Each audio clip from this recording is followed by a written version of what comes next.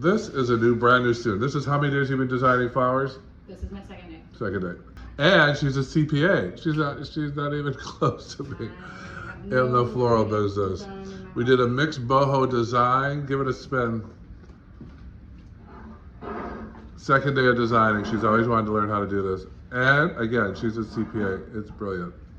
It's the best one of the day. Okay, add your, go ahead, add your last piece. You still got filler to make it even prettier. Now you don't want to stick that flying out too far, but again, we're doing like a little boho vibe. You guys see it out there?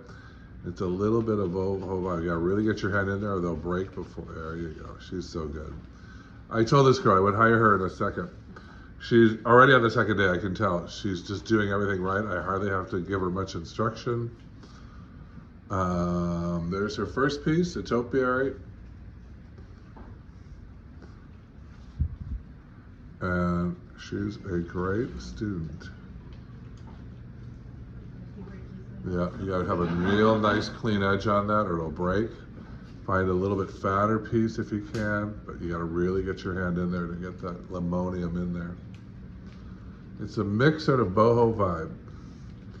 Centerpiece. Very nice. Keep blooming.